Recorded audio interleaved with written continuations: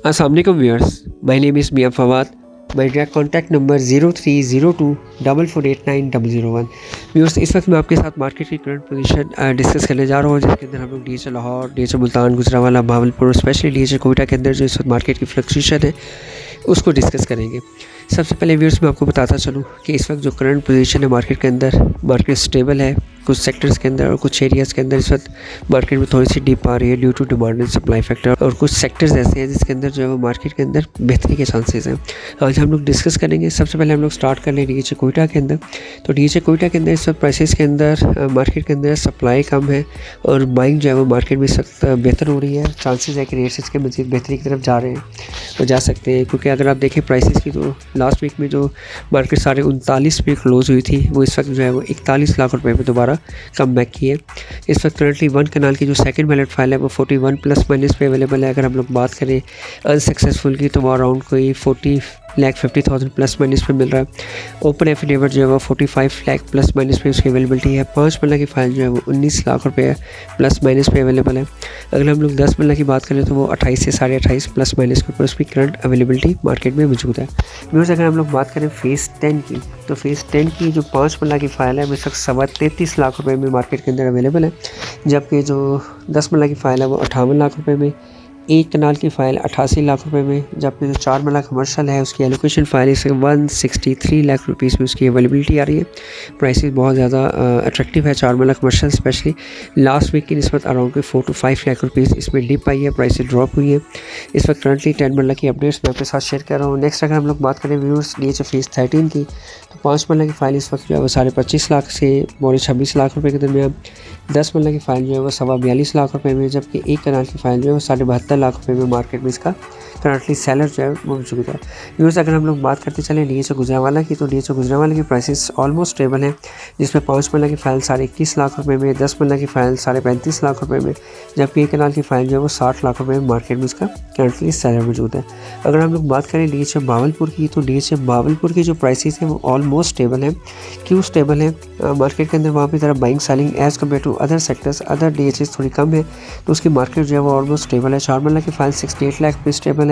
एक कनाल Z block की allocation 27 lakh rupees पे है, जबकि 10 मल्ले का एफिडेविट जो है 21.5 लाख रुपये मार्केट में ट्रेड हो रहा है। मैं वैसे आपको नॉर्मली बात बताता चलूँ कि जहाँ पे बहुत ज़्यादा फ्लक्चुएशन नहीं आती प्राइसेस के अंदर, चाहे 5, 10, 15 हज़ार रुपये की फ्लक्चुएशन आनी चाहिए अगर मार्केट के अंदर रियल बाइंग हो रही है।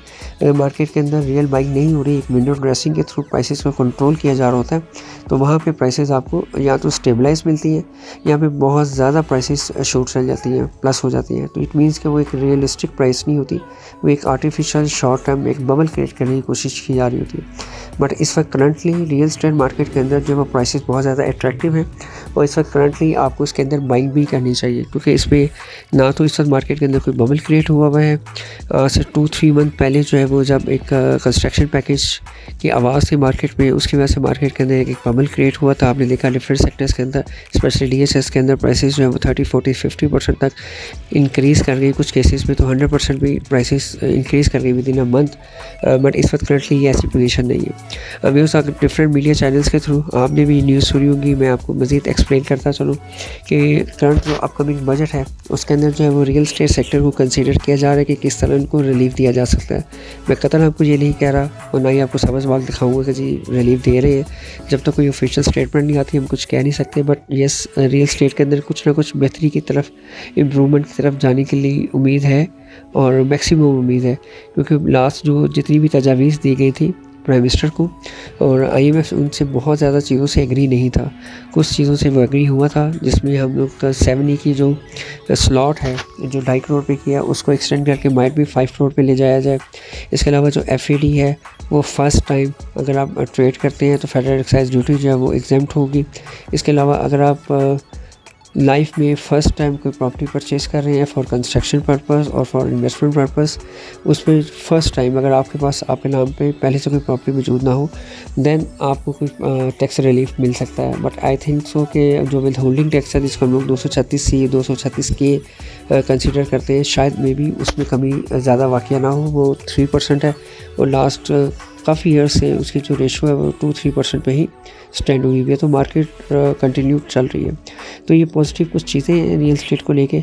मैं एक्सपेक्ट कर रहा हूँ कि जून के फर्स्ट वीक में जब बजट आएगा तो उसमें काफ़ी ज़्यादा चीज़ें आएंगी और उसमें डेफिनेटली रियल एस्टेट सेक्टर को इग्नोर नहीं किया जा रहा, बल्कि उसको भी गवर्नमेंट कंसीडर कर रही है कि किस तरह IMF के साथ मिलके और आने वाला जो बजट है उसके अंदर रिलीफ दिया जाए आवाम को। करंटली इस वक्त अगर आपके पास बजट है और आप लॉन्ग टर्म या मीडियम टर्म जो है इन्वेस्टमेंट करना चाहते हैं, मिनिमम साल 2 साल या इससे अबव, तो इस वक्त बेस्ट चॉइस है कि आप प्लॉट्स की या फाइल्स की या DHA के अंदर आप इन्वेस्टमेंट कर सकते हैं। एक अच्छा हैंडसम रिटर्न जो है वो इसमें देखने को मिल सकता है। स्पेशली अगर आप प्राइवेट सोसाइटीज़ की बात करें तो उसमें आप उन एरियाज़ के अंदर बाइंग करें जहाँ पे लैंड मौजूद है। मोस्ट लाइकली DHA से अगर हम लोग बात करें, जो प्राइवेट सेक्टर्स होते हैं उनको मोस्टली लैंड एक्विजिशन में प्रॉब्लम आती है, वो फेस करनी पड़ती है उसके लिए। जबकि DHA के अंदर जो नॉर्मली देखने में है कि बहुत ज़्यादा लैंड इश्यूज़ नहीं देखने को मिलते।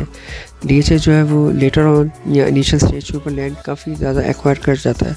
जो रेजिडेंशियल एरियाज़ हैं, जो को प्राइवेट आबादी है, वो उसके अंदर रह जाती है। बट जो प्राइवेट सेक्टर्स होते हैं उसमें मोस्टली देखें कि लैंड के काफ़ी इश्यूज़ होते हैं, लैंड एक्वायर नहीं कर पाते ड्यू टू प्राइसेस या अदर रीजंस।